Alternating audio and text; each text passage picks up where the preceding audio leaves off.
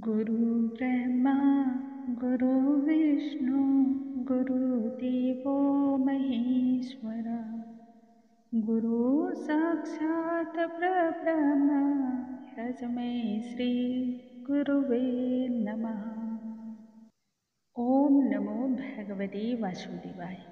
नमस्कार दोस्तों, आज के इस वीडियो में हम सुनेंगे भगवान बृहस्पति देव की व्रत कथा। बृहस्पतिवार के दिन इस व्रत कथा को सुनने मात्र से ही संपूर्ण मनोकामनाएं पूर्ण होती हैं, धन संपत्ति की प्राप्ति होती है, वैवाहिक जीवन सुखी रहता है और स्नेह बढ़ता रहता है। निःसंतान दंपति को संतान की प्राप्ति होती है, परिवार में सुख एवं आनंद सदैव बने रहते हैं। इस व्रत कथा के श्रवण मात्र से ही नकारात्मक ऊर्जाएं दूर रहती हैं और घर में आनंदपूर्ण माहौल होता है। इसलिए प्रत्येक भक्तगण को गुरुवार के दिन भगवान बृहस्पति देव की व्रत कथा का श्रवण अवश्य ही करना चाहिए। आइए आज के इस वीडियो में हम सुनते हैं भगवान बृहस्पति देव की व्रत कथा। भगवान बृहस्पति देव का जयकारा लगाते हुए कथा को हम आरंभ करते हैं। बोलो भगवान बृहस्पति देव की जय, भगवान विष्णु की जय, लक्ष्मी नारायण भगवान की जय। प्राचीन काल की बात है, भारतवर्ष में एक नृपति राजा राज्य करता था। वह राजा बड़ा ही प्रतापी और दानी था। नित्य प्रदीप मंदिर में भगवत दर्शन करने जाता, जहाँ ब्राह्मण और गुरु की सेवा किया करता था। उसके द्वार से कोई भी याचक निराश होकर नहीं लौटता। वह राजा प्रत्येक गुरुवार को व्रत रखता एवं पूजन आराधना करता। प्रत्येक दिन गरीबों की सहायता करता था, परंतु यह सब बातें उसकी रानी को तनिक भी अच्छी ना लगती। ना तो वह व्रत ही करती, ना ही पूजा पाठ करती और किसी को एक दमड़ी तक भी दान में नहीं देती थी। राजा से भी वह ऐसा करने को मना किया करती थी। एक समय की बात है, राजा शिकार खेलने जंगल को गए हुए थे। उस समय घर पर रानी और दासी अकेली थी। ठीक उसी समय गुरु बृहस्पति देव साधु का रूप धारण कर राजा के दरवाजे पर आकर भिक्षा की मांग करने लगे। तब रानी साधु महाराज से कहने लगी, हे साधु महाराज, मैं स्नान और पुण्य से तो तंग आ चुकी हूँ। इस कार्य के लिए तो मेरे पतिदेव ही बहुत हैं। आप ऐसी कुछ कृपा करें जिससे सारा धन नष्ट हो जाए तथा मैं आराम से जीवन को व्यतीत करूं। साधु रूपी भगवान बृहस्पति देव कहने लगे, हे देवी, तुम तो बड़ी ही विचित्र हो। संतान और धन से भी भला कोई दुखी होता है? इसको तो सभी चाहते हैं। पापी भी पुत्र और धन की इच्छा करता है। यदि तुम्हारे पास धन अधिक है तो भूखे मनुष्यों को भोजन कराओ, प्याऊ लगवाओ, ब्राह्मणों को दान दो, धर्मशालाएं बनवाओ तथा कुएं, तालाब, बावड़े इत्यादि का निर्माण कराओ। निर्धन मनुष्यों की कुंवारी कन्याओं का विवाह कराओ। साथ ही यज्ञ आदि जैसे धार्मिक कार्य करो। ऐसा करने से आपके कुल का नाम और आपका नाम प्रलोक में सार्थक होगा। इससे स्वर्ग की प्राप्ति भी होगी। साधु महाराज की इन बातों को सुन करके रानी तनिक भी प्रसन्न न हुई और उसने कहा, हे साधु महाराज, मुझे ऐसे धन की कोई आवश्यकता नहीं जिसको रखने और उठाने में ही मेरा सारा समय नष्ट हो जावे। साधु ने तब कहा, हे देवी, यदि तुम्हारी ऐसी इच्छा है तो मैं तुम्हें जैसा बताता हूँ तुम वैसा ही करना। बृहस्पतिवार के दिन घर को गोबर से लीपना, अपने केशों को पीली मिट्टी से धोना, केशों को धोते समय स्नान करना, राजा से कहना कि वह हजामत करवाए, भोजन में मांस मदिरा खाना तथा कपड़ा धोबी के हाथ धुलने देना। इस प्रकार 7 बृहस्पतिवार करने मात्र से ही तुम्हारा सारा धन नष्ट हो जाएगा। इतना कहकर साधु महाराज रूपी भगवान बृहस्पति देव वहाँ से अंतर ध्यान हो गए। रानी ने साधु के कहे अनुसार 7 बृहस्पतिवार तक वैसा ही करने का विचार किया। अभी साधु के बताए अनुसार कार्य करते हुए केवल 3 बृहस्पतिवार ही बीते थे कि उनकी समस्त धन और संपत्ति नष्ट हो गई। भोजन के लिए परिवार दोनों ही समय तरसने लगा तथा सांसारिक भोगों से दुखी होकर रहने लगा। एक दिन राजा रानी से कहने लगा कि हे रानी, तुम यहाँ पर रहो, मैं दूसरे देश को जाता हूँ। क्योंकि यहाँ पर मुझे सभी मनुष्य जानते हैं, इसलिए मैं यहाँ कोई कार्य भी नहीं कर सकता। देश चोरी परदेश भीख बराबर है। अब मैं परदेश जा रहा हूँ, वहीं कोई काम धंधा करूँगा, शायद इससे हमारे भाग्य बदल जाए। इतना कहकर राजा प्रदेश चला गया। वह वहाँ जंगल से लकड़ी काट कर लाता और नगर में बेच करके अपने दुखी जीवन को बड़ी कठिनता से व्यतीत करने लगा। इधर राजा के बिना रानी और दासियाँ दुखी रहने लगी। किसी दिन भोजन मिलता और किसी दिन जल पीकर ही दोनों रह जाती। एक समय रानी और दासी को 7 दिन बिना भोजन के व्यतीत करने पड़ गए। तब रानी ने अपनी दासी से कहा कि हे दासी, यहाँ पास के ही नगर में मेरी बहन रहती है जो बड़ी धनवान है, तो उसके पास जा और वहाँ से मदद के लिए 5 सेर बेझर मांग कर ले आ। ऐसा करने से हमारा कुछ समय अच्छे से गुजर बसर हो जाएगा। रानी की आज्ञा मानकर दासी उसकी बहन के पास गई। उस समय रानी की बहन पूजन कर रही थी। बृहस्पतिवार का दिन था। दासी ने रानी की बहन से कहा, हे रानी बहन, मुझे आपकी बहन ने भेजा है, मुझे 5 सेर बेझर दे दो। दासी ने यह बात अनेक बार कही, परंतु रानी की बहन ने कोई उत्तर नहीं दिया, क्योंकि वह उस समय भगवान बृहस्पति देव की व्रत कथा सुन रही थी। इस तरह से जब दासी को कोई उत्तर नहीं प्राप्त हुआ तो बहुत दुखी हुई और क्रोध में लौट कर रानी से कहने लगी, हे रानी, आपकी बहन तो बहुत ही धनी स्त्री है, वह तो छोटे लोगों से बात भी नहीं करती। मैंने जब उससे कहा तब उसने कोई उत्तर नहीं दिया, इसलिए मैं वापस चली आई। रानी तब कहने लगी, हे दासी, इसमें उसका कोई दोष नहीं है। जब बुरे दिन आते हैं तब कोई सहारा नहीं देता। अच्छे और बुरे का पता तो विपत्ति में ही लगता है। यह सब हमारे भाग्य का दोष है। जो हमारे भाग्य में लिखा होगा वही हमें मिलेगा। उधर रानी की बहन ने सोचा कि मेरी बहन की दासी आई थी, परंतु मैं उसे कुछ न बोली, इससे वह बहुत अधिक दुखी हुई होगी।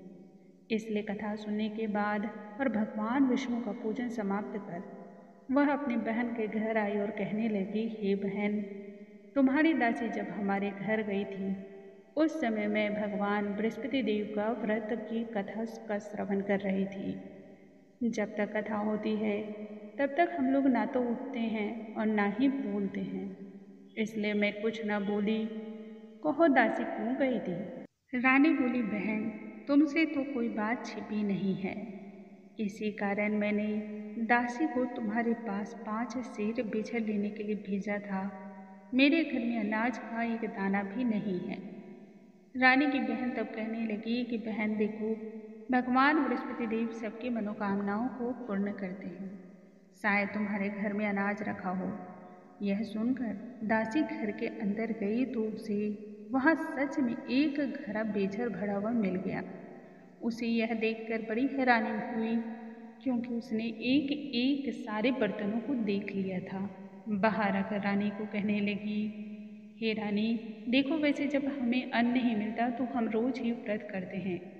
यदि इनसे व्रत की विधि और कथा पूछ ली जाए तो हम भी उसे किया करेंगे। दासी के कहने पर रानी ने अपनी बहन से तब भगवान बृहस्पति देव के व्रत के विषय में पूछा। इस पर उसकी बहन ने बतलाया, हे रानी बहन, बृहस्पतिवार को सूर्योदय से पूर्व उठ करके स्नान इत्यादि से निवृत्त होकर के भगवान बृहस्पति देव का व्रत करना चाहिए, लेकिन उस दिन अपने केशों को नहीं धोना चाहिए। बृहस्पतिवार के व्रत में चने की दाल, मुनक्का, गुड़, जल को लोटे में डालकर भगवान विष्णु का और केले के वृक्ष के जड़ का पूजन करें, धूप दीप जलावें और उस दिन एक ही समय पीला आहार ग्रहण करें और भगवान बृहस्पति देव की व्रत कथा सुने। इतना करने मात्र से ही गुरु भगवान प्रसन्न होकर के अन्न पुत्र धन देते हैं, मनोरथों को पूर्ण करते हैं। व्रत और पूजन की विधि बताकर रानी की बहन अपने घर लौट गई। रानी और दासी दोनों ने उसी क्षण निश्चय किया कि वे भगवान बृहस्पति देव का व्रत पूजन अवश्य ही करेंगी। 7 दिन बाद जब बृहस्पतिवार का दिन आया तो उन्होंने व्रत रखा। घुड़साल में जाकर के चना और गुड़ बीन कर ले आई तथा उसकी दाल से केले की जड़ और भगवान विष्णु का पूजन किया। परंतु अब पीला भोजन कहाँ से आवे? दोनों बड़ी दुखी हुई, परंतु उन्होंने व्रत किया था, इस कारण गुरु भगवान प्रसन्न थे। एक साधारण व्यक्ति के रूप में वे 2 थालों में सुंदर पीला भोजन लेकर आए और दासी को देते हुए कहने लगे, हे दासी, यह भोजन तुम्हारे और रानी के लिए है। इस भोजन को तुम दोनों करना। दासी भोजन पाकर बड़ी प्रसन्न हुई और प्रसन्नता से रानी से कहने लगी, चलो रानी जी, भोजन कर लेते हैं। रानी को भोजन के आने के विषय में कुछ न पता था, इसलिए वह दासी से कहने लगी कि जा तू ही भोजन कर ले, क्योंकि तू तो हमारी व्यर्थ में हंसी उड़ाती है। दासी तब बोली, एक व्यक्ति हमें भोजन दे गया है। तब रानी कहने लगी कि वह भोजन तेरे लिए दे गया है, इसलिए भोजन भी तुम ही कर लो। दासी ने फिर कहा कि वह महात्मा हम दोनों के लिए 2 अलग अलग थालों में सुंदर पीला भोजन दे गया है, इसलिए मैं और आप दोनों साथ साथ भोजन करेंगे। दोनों ने गुरु भगवान को नमस्कार किया और फिर भोजन प्रारंभ कर दिया। उसके पश्चात वे प्रत्येक बृहस्पतिवार को गुरु भगवान का व्रत और पूजन रखने लगी। बृहस्पति देव भगवान की कृपा से उनके पास फिर से पहले से अधिक जब धन हो गया, तब रानी फिर पहले की तरह ही आलस्य करने लगी। इस पर दासी कहने लगी, हे रानी, तुम पहले भी इस प्रकार का आलस्य करती थी। धन को रखने में तुम्हें बड़ा ही कष्ट होता था, इसी कारण सभी धन नष्ट हो गया। अब गुरु भगवान की कृपा से हमें फिर से धन मिला है, तो तुम फिर पहले की तरह ही आलस्य करती हो। बड़ी ही मुसीबतों को पाने के बाद हमने यह धन को पाया है, इसलिए हमें इस धन का सदुपयोग करना चाहिए। दान पुण्य करो, भूखे मनुष्यों को भोजन कराओ, प्याऊ लगवाओ, ब्राह्मणों को दान दो, कुआं तालाब बावली आदि का निर्माण कराओ, मंदिर पाठशाला बनवा कर दान दो, कुंवारी कन्याओं का विवाह कराओ, धन को शुभ कार्यों में खर्च करो, जिससे तुम्हारे कुल का यश बढ़े और स्वर्ग की प्राप्ति हो। इस कार्य से पितृ भी प्रसन्न होंगे। दासी की बात मानकर तब रानी ने इसी प्रकार के कार्य करने प्रारंभ किया, जिससे उनका काफी यश फैलने लगा। एक दिन रानी और दासी आपस में विचार करने लगी, ना जाने राजा किस दशा में होंगे, उनकी कोई खोज खबर भी नहीं है। गुरु भगवान से उन्होंने प्रार्थना की और भगवान ने रात्रि में राजा को स्वप्न में कहा, हे राजा, उठ, तेरी रानी तुझे याद करती है, अब अपने देश को लौट जा। राजा प्रातःकाल उठ करके जंगल से लकड़ियां काट कर लाने के लिए जंगल की ओर चल पड़ा। जंगल से गुजरते हुए सोचने लगा, रानी की गलती से उसे कितने दुख भोगने पड़े। राजपाट छोड़कर जंगल में आकर के बड़ी कठिनता से अपने जीवन को व्यतीत करना पड़ रहा है। उसी समय उस जंगल में भगवान बृहस्पति देव एक साधु का रूप धारण कर आए और राजा के पास आकर कहने लगे, हे लकहारे, तुम इस सुनसान जंगल में किस चिंता में बैठे हो, मुझे बतलाओ। यह सुन राजा के नेत्रों में जल भर आया। साधु की वंदना कर वह कहने लगा, हे प्रभु, आप तो सब कुछ जानने वाले हो। इतना कहकर के राजा ने साधु को अपनी संपूर्ण कहानी सुना दी। महात्मा दयालु होते हैं। वे राजा से कहने लगे, हे राजा, तुम्हारी पत्नी ने भगवान बृहस्पति देव के प्रति अपराध किया था, जिसके कारण तुम्हारी यह दशा हुई। अब तुम किसी भी प्रकार की चिंता मत करो, भगवान तुम्हें पहले से अधिक धन देंगे। देखो, तुम्हारी पत्नी ने बृहस्पतिवार का व्रत प्रारंभ कर दिया है, इसलिए अब तुम भी भगवान बृहस्पति देव का व्रत करके चने की दाल और गुड़ जल को लोटे में डालकर केले का पूजन करो, फिर कथा कहो और सुनो। भगवान बृहस्पति देव तुम्हारी सब कामनाओं को पूर्ण करेंगे। साधु महाराज को प्रसन्न देख करके राजा तब कहने लगा, हे प्रभु, मुझे लकड़ी बेचने के उपरांत इतना पैसा नहीं मिल पाता जिसे भोजन करने के उपरांत कुछ बचा सकूं। और फिर मैंने रात्रि में अपनी रानी को व्याकुल देखा है। मेरे पास तो ऐसा कोई साधन भी नहीं जिससे उसका समाचार भी जान सकूं। फिर मैं भगवान बृहस्पति देव की क्या कहानी कहूँ, मुझको तो कुछ भी मालूम नहीं है। साधु तब कहने लगा, हे राजा, तुम्हें किसी बात की चिंता अब करने की जरूरत नहीं है। बृहस्पतिवार के दिन तुम रोजाना की तरह लकड़ियां लेकर शहर में जाओ।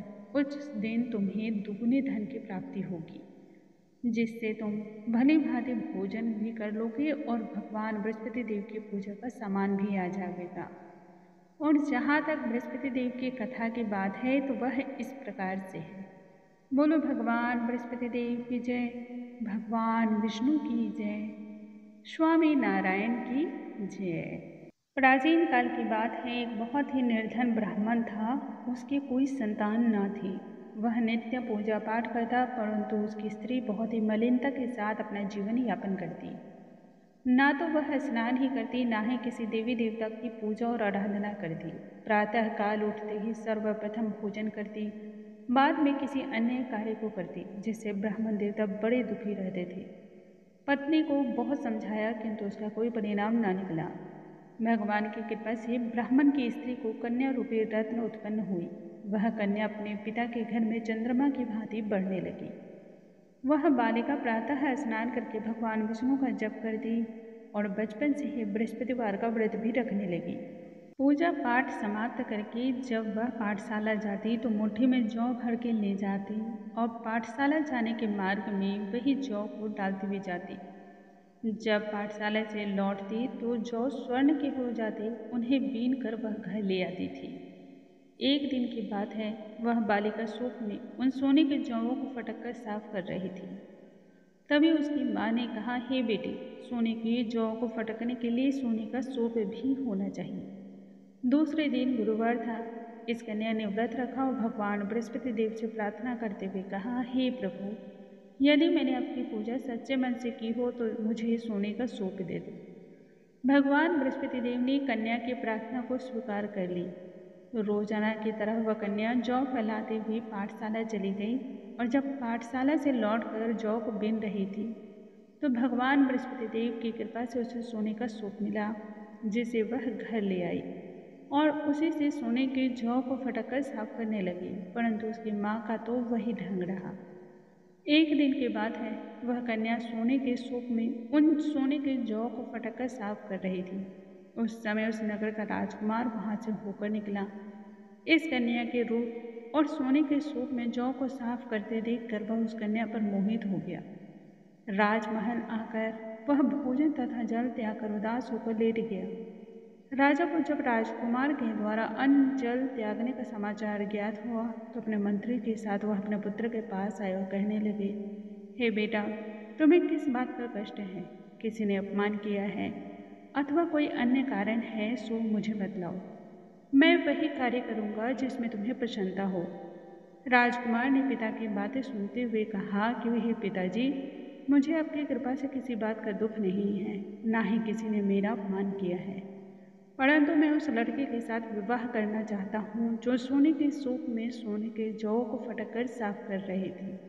यह सुन राजा आश्चर्य में पड़ गया और कहने लगा, हे बेटा, इस तरह की कन्या का पता तुम्हें लगाओ, मैं उसके साथ तुम्हारा विवाह अवश्य ही करवा दूंगा। तब राजकुमार ने उस लड़की के घर का पता बतलाया और मंत्री देवता उस लड़की के घर गए राजा का आदेश ब्राह्मण देवता को सुनाया। इस तरह से कुछ ही दिनों बाद ब्राह्मण की कन्या का विवाह राजकुमार के साथ संपन्न हो गया। कन्या का घर से जाना था कि उस ब्राह्मण देवता के घर में फिर पहले की भांति ही गरीबी का निवास हो गया। अब तो भोजन के लिए अन्न भी बड़ी मुश्किल से मिलता था। एक दिन दुखी होकर के ब्राह्मण देवता अपने पुत्री से मिलने गए। बेटी ने पिता की दुखी अवस्था को देखा और अपनी माँ का समाचार पूछा।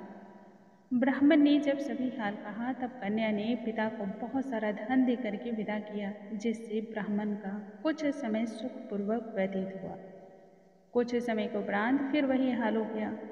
तब ब्राह्मण देवता अपनी कन्या के यहाँ फिर से गया और सभी हाल कहा तो पुत्री कहने लगी, पिताजी, माता जी को आप यहाँ लिवा लाओ, मैं उन्हें वह विधि बतला दूंगी जिससे सदा सदा के लिए दरिद्रता दूर हो जाए। ब्राह्मण देवता तब अपनी स्त्री को साथ लेकर के पुत्री के पास राजमहल पहुँचे तो पुत्री अपनी माँ को समझाने लगी, हे माँ, तुम प्रातःकाल उठकर सर्वप्रथम स्नान आदि करके भगवान विष्णु का पूजन करो, जिससे सभी दरिद्रता दूर हो जाएगी। परंतु उसकी माँ ने पुत्री की बात का एक भी मान न रखा और प्रातःकाल उठते ही जूठा बचा हुआ भोजन खा लिया। एक दिन पुत्री को बहुत अधिक क्रोध आया। उसने एक रात कोठरी से सारा सामान निकाल करके उसमें अपनी माँ को बंद कर दिया। प्रातःकाल उसमें से निकाला तथा स्नान आदि कराकर पूजा पाठ करवाया, जिससे उसकी माँ की बुद्धि ठीक हो गई और वह नियम से पूजा पाठ करने लगी। भगवान बृहस्पति देव का व्रत करने लगी। इस व्रत के प्रभाव से उसकी माँ भी बहुत अधिक धनवान हो गई। भगवान बृहस्पति देवता के प्रभाव से अंत समय में स्वर्ग को प्राप्त हुई। वह ब्राह्मण देवता भी सुखपूर्वक इस लोक के सभी सुखों को भोगते हुए अंत में स्वर्ग को गए। इस तरह कहानी कहकर साधु देवता वहां से अंतर ध्यान हो गए। धीरे धीरे समय व्यतीत होने लगा और फिर बृहस्पतिवार का दिन आया। राजा जंगल से लकड़ी काट कर उस दिन किसी अन्य नगर में बेचने गया, जहां उसे अन्य दिनों से अधिक धन की प्राप्ति हुई। उस पैसे से राजा ने चना गुड़ आदि ला करके भगवान बृहस्पति देव का व्रत किया, तो उसके सभी कलेश दूर हो गए।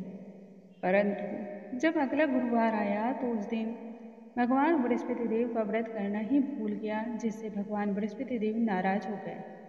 उस दिन उस नगर के राजा ने विशाल यज्ञ का आयोजन किया तथा अपने समस्त राज्य में यह घोषणा करवा दी कि कोई भी मनुष्य अपने घर में ना तो भोजन बनावे ना ही आग जलावे, समस्त लोग मेरे यहाँ भोजन करने आवे।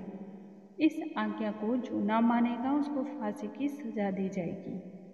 राजा के आज्ञा के अनुसार राज्य के सभी वासी राजा के भोज में सम्मिलित हुए, लेकिन लकहारा कुछ देर से पहुंचा, इसलिए राजा उसको अपने साथ महल में लिवा ले गए। जब राजा लकहारे को भोजन करा रहे थे तो रानी की दृष्टि उस खूंटी पर जा पड़ी जिस पर उसका हार टंगा हुआ था। वह हार उसे उस समय टंगा हुआ दिखाई जब नहीं पड़ा तो रानी ने निश्चय कर लिया कि मेरा हार इसी लकहारे ने चुरा लिया है। उसी समय सैनिक को बुलवा करके उसे जेल में डलवा दिया। जब लकहारा जेल खाने में पड़ गया तो दुखी होकर विचार करने लगा, ना जाने कौन से पूर्व जन्म के कर्म से मुझे यह दुख प्राप्त हुआ है, और उसी साधु को याद करने लगा जो उसे जंगल में मिला था। तत्काल बृहस्पति देव साधु के रूप में प्रकट हो गए। उसकी दशा को देखकर कहने लगे, अरे मूर्ख, तूने भगवान बृहस्पति देवता की कथा नहीं गाई, इसी कारण तुझे दुख की प्राप्ति हुई है। अब चिंता मत कर, बृहस्पतिवार के दिन जेल खाने के दरवाजे पर तुम्हें 4 पैसे पड़े मिलेंगे। उनसे तो भगवान बृहस्पति देव की पूजा करना, जिससे तेरे सभी कष्ट दूर हो जाएंगे। अगले बृहस्पतिवार उसके जेल के द्वार पर 4 पैसे पड़े मिले। राजा ने उससे पूजा का सामान मंगवाया और कथा कही तथा प्रसाद का वितरण किया।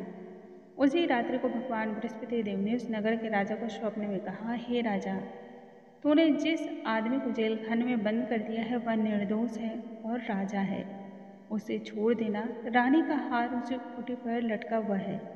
यदि तू ऐसा नहीं करेगा तो मैं तेरे संपूर्ण राज्य को नष्ट कर दूंगा। राजा जब प्रातः काल उठा तो खूंटी पर हार टंगा हुआ देख करके लकहारे को बुलाकर क्षमा मांगी तथा राजा को योग्य सुंदर वस्त्र आभूषण भेंट कर विदा किया। गुरुदेव की आज्ञा के अनुसार राजा अपनी नगरी की ओर चल पड़ा। जब नगर के निकट पहुंचा तो उसे बहुत अधिक आश्चर्य हुआ। नगर में पहले से अधिक बाग, तालाब, कुएं तथा बहुत से धर्मशाला, मंदिर इत्यादि बने हुए थे। यह देख राजा पूछने लगा कि यह किसका बाग और धर्मशाला है। तब सभी लोग कहने लगे कि यह सब रानी और दासी के द्वारा बनवाए गए हैं, जिससे राजा को बहुत अधिक आश्चर्य भी हुआ और गुस्सा भी आया। जब रानी ने यह खबर सुनी कि राजा आ रहे हैं, तब उसने दासी से कहा कि हे दासी, देख राजा हमें कितनी बुरी हालत में छोड़ गए थे, वह हमारी ऐसी हालत देखकर लौट न जावे, इसलिए तो दरवाजे पर खड़ी हो जा। रानी की आज्ञा के अनुसार दासी दरवाजे पर खड़ी हो गई। जब राजा आए तो उन्हें अपने साथ महल में लिवा लाई। तब राजा ने क्रोध करके तलवार निकाली और पूछने लगे, यह बतलाओ कि यह धन तुम्हें कैसे प्राप्त हुआ है। तब रानी ने बताया कि हमें यह सब धन भगवान बृहस्पति देवता के व्रत के प्रभाव से प्राप्त हुआ है। राजा ने उसी क्षण निश्चय किया कि 7 रोज बाद तो सभी भगवान बृहस्पति देव की पूजा करते हैं, परंतु मैं रोजाना दिन में 3 बार कथा कहूँगा रोज ही व्रत किया करूँगा। अब तो हर समय राजा के दुपट्टे में चने की दाल बंधी रहती तथा दिन में 3 बार कथा कहता। एक रोज राजा ने विचार किया कि चलो अपनी बहन के यहाँ से हो आवे। इस तरह निश्चय कर राजा घोड़े पर सवार हो अपनी बहन के यहाँ चल पड़ा। मार्ग में उसने देखा कुछ आदमी एक मुर्दे को लिए जा रहे हैं। उन्हें रोककर राजा कहने लगा, अरे भाइयों, मेरे बृहस्पतिवार की कथा सुन लो। वे बोले, लो, हमारा आदमी मर गया है और इसको अपनी कथा की पड़ी है। परंतु कुछ आदमी बोले, अच्छा कहो, हम तुम्हारी कथा भी सुनेंगे। इस तरह राजा ने दाल निकाली और कथा कहनी शुरू की। जब कथा आधी हुई तो मुर्दा हिलने लगा और जब कथा समाप्त हो गई तो राम राम करते हुए वह मुर्दा खड़ा हो गया। राजा जब आगे बढ़ा तो चलते चलते शाम हो चुकी थी। आगे मार्ग में उसे किसान खेत में हल चलाता हुआ मिला। राजा उससे कहने लगा, अरे भैया, तुम मेरी भगवान बृहस्पति देव की व्रत कथा सुन लो। किसान बोला, जब तक मैं तेरी कथा सुनूंगा तब तक 4 हड़ैया जोत लूंगा। जा अपनी कथा किसी और को सुनाना। राजा आगे चलने लगा। राजा के हटते ही बैल पछाड़ खाकर गिर पड़े और किसान के पेट में बहुत जोर से पीड़ा होने लगी। उसी समय किसान की माँ रोटी लेकर आई। उसने जब यह हाल देखा तो पुत्र से सभी हाल पूछा और बेटे ने सभी हाल कह सुनाया। बुढ़िया दौड़ी दौड़ी घुड़सवार के पास गई और उससे बोली, मैं तेरी कथा सुनूंगी, परंतु तू अपनी कथा मेरे खेत पर ही चलकर कहना। राजा ने लौटकर बुढ़िया के खेत पर जाकर कथा कही, जिसे सुनते ही बैल उठ खड़े हुए तथा किसान के पेट का दर्द भी बंद हो गया। राजा जब अपनी बहन के घर पहुंचा तो बहन ने भाई की खूब मेहमानी की। दूसरे रोज जब राजा प्रातःकाल जगा तो वह देख रहा है कि सभी लोग भोजन कर रहे हैं। राजा ने अपनी बहन से तब कहा कि ऐसा कोई मनुष्य नहीं है बहन, जिसने भोजन ना किया हो, जो मेरे बृहस्पतिवार की व्रत कथा सुन ले। तब बहन कहने लगी, हे भैया, यह देश ऐसे ही है। पहले यहाँ के लोग भोजन करते हैं, बाद में किसी अन्य कार्य को करते हैं। यदि कोई पड़ोस में हो तो मैं देख कर आती हूँ। ऐसा कहकर बहन पड़ोस में देखने चली गई, जहाँ उसे कोई भी ऐसा व्यक्ति नहीं मिला जिसने भोजन ना किया हो। अतः वह एक कुम्हार के घर गई जिसका लड़का बीमार था।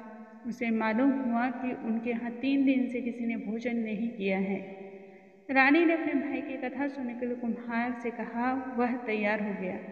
राजा ने जाकर बृहस्पतिवार की कथा कही, जिसे सुनते ही लड़का ठीक हो गया।